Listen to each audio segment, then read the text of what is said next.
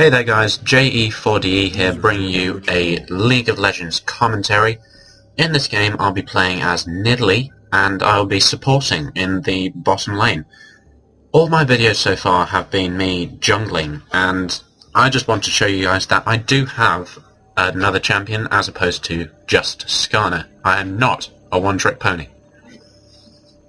In this game there is WhiteNekos, Giokay is in the middle, and in top lane, coldturtle. They are three other Nexus core members. Shushu93 playing as Xin. He is a random public player, so not in our team speak, and to be fair, he did quite well teamwork wise. And right now we're just waiting for the minions to spawn. We don't have a jungler on our team.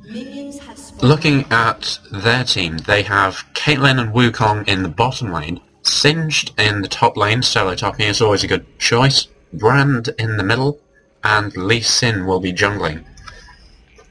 Granted, the fact that they have a jungler and we don't, it could give them a not a gold advantage, it could give them a global XP advantage if Lee Sin gets some good ganks in early on. But the minions have arrived and the game can actually begin. User left your channel. The Wukong plays quite aggressively towards Nekos during this entire game. It's not friendly at all. And with a Caitlyn right there just shooting away, she has one of the best harassers in the game, so it's quite annoying. Although, Wukong is hardly the best lane mate for Caitlyn, in my opinion, because Wukong doesn't have a stun at all, apart from his ultimate, and you can't really rely on that constantly. Everyone knows the brilliant combo that Taric and Caitlyn are, because Taric can initiate with a stun, Caitlyn can drop a trap right behind them and pound away with auto attacks. So, as I was saying, Wukong, in my opinion, is hardly a great teammate choice, but he's harassing Nekos rather well with his triple strike thing. I forget what it's called. Nimbus Strike, that's it, and Crushing Blow. I'm just doing what Nidalee do, throwing spears when I have a chance. And I got quite lucky once or twice with my spears, but at the moment I'm just doing what I can, trying to get Aurelia fed, and trying to keep her alive, really. In the top lane, we're pushing so far. That's what you expect when you have a Sion and a Xin in the same lane against a solo champion. It'll be a fight for creeps up there. That's what I'm expecting. I'm guessing Singed will poke when he can, maybe fling into a tower, but there's not a lot he can do. Granted, he can poison minions and everything will be hunky-dory, but that's pretty much it. In the middle lane though, Lee Sin has decided to show his face. We can see he's got himself a blue buff, and I believe Giokay has to recall. He's probably not though, he's not too low down, he's just going to farm a bit more. Brand has gone missing, and Sion thought he could come in for a gank, but it's not exactly brilliant right now. So, remaining in the bottom lane, we're just trying to farm away, and not a lot happens for the first couple of minutes. That I will admit. There's a lot of Wukong standing around by the melee minions doing that Nimbus Strike Crushing Blow. He actually fooled us with that decoy that time. And Caitlyn is always standing behind her caster minions. It's not a bad tactic against a Nidalee. But as you saw there, I managed to get the spear on Wukong. He's quite low down, might recall. No, he'll just stay around. There's a spear on Caitlyn. It took off quite a lot of health because, of course, Nidalee's spears scale with range as well as just ability power. One of the reasons why I love Nidalee is just how if you're about to get ganked, you can just turn on the epic cat mode and pounce away to safety. If there's a team fight, you can initiate with a Spear of Doom, or in this case, because I've got the Bewitching skin, a broomstick of doom. Broomsticks are far more deadly than spears in modern society. Everyone knows that the pen is mightier than the sword, and in this case the broomstick is deadlier than the spear. So we're not that sure where Wukong is. I've spoken too soon, he's right there. He gets us with the decoy, and he flashes away. I throw a spear, it takes Caitlyn quite low down, so they're both quite low on health right now.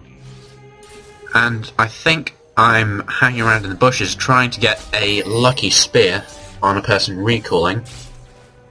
So I decided to have a look in. Caitlyn's recalling, and I managed to hit Wukong. He decided to sacrifice a bit of health to save Caitlyn. I don't think I do enough damage straight away to have killed her, but anyway, there's the clairvoyance, and as you can see, Wukong was recalling a fair distance away from the tower. It would have been stupid for me to tower dive that. But right now, because both players are back at their base, we can push this lane quite nicely, maybe do a bit of damage on their turret. Hope for the best. Lee Sin is still nowhere to be seen. We have absolutely no map awareness at all, apart from a trap down here. But Shushu is trying to get singed, and there we go, that's the first blood. I think it was a nice stun by Turtle and a clean-up by Singe, which is always nice. But Giokay just died to a brand. That's unfortunate. And in bottom lane, everything is kicking off. Lee Sin has suddenly shown his face. He safeguards onto Wukong, and everyone's gone passive again. I just launch a broomstick of doom. Caitlyn's put a trap there. Not very nice of her. Not nice at all. Although there are cakes on there, which are quite nice and rather tempting, if I say so myself. Traps with cakes on are always better than traps with no cakes on.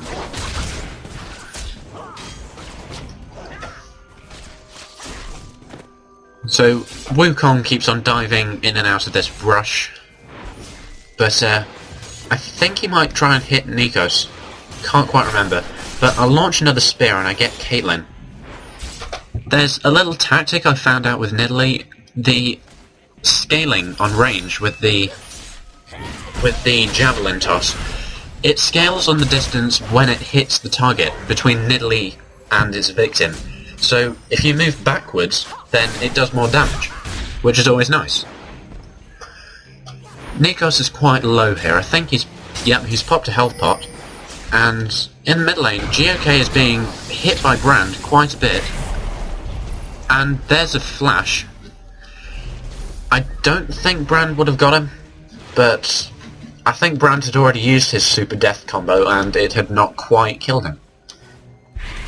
Although, don't quote me on that, he might not have used all of his artillery, but it looks like Brand's holding back a bit, giving Giokay a bit of farm. I'm heading up to mid lane to try and help out. He is quite low after all, and I CV just to check where everyone is. We can see that Lee Sin is heading up top, but thanks to a ward stopping all the yanks, everything's all fine. There's Brand. It got that gank. Giokay is so low right now, and the minions are pounding away at him. My spear doesn't reach in time, and that's a kill for Giokay and a blue buff as well. So, in case you missed that, Brand flashed in, did his epic death combo, Morgana survived it and bound him. The minions got aggroed onto him and killed him, which is always nice. Connection lost. This is what I was saying about my escape. Granted, I had to use a flash, and he flash followed as well, which, oh, that spear was so close. But, Lee Sin came across for a gank. Granted, I don't know what the Q ability is, but that hit. And, I'm trying to juke here, and he missed there. He still got me with the area of effect, and I just used my super cat mode and pounced away. And Lee Sin managed to use his Q on me, kick me in the face, and kill me under the turret, which is never nice at all. Sion and Shushu are on their way. Hopefully to try and get Brand. Hang on, let's have a look. There's the binding from Morgana, it missed. No, don't take me to the spawn point. And Brand is hiding under a tower. Of course. The other two players walk away, and Irelia might need some help. Wukong uses his ultimate, there's a flash, and the lifesteal could keep them alive.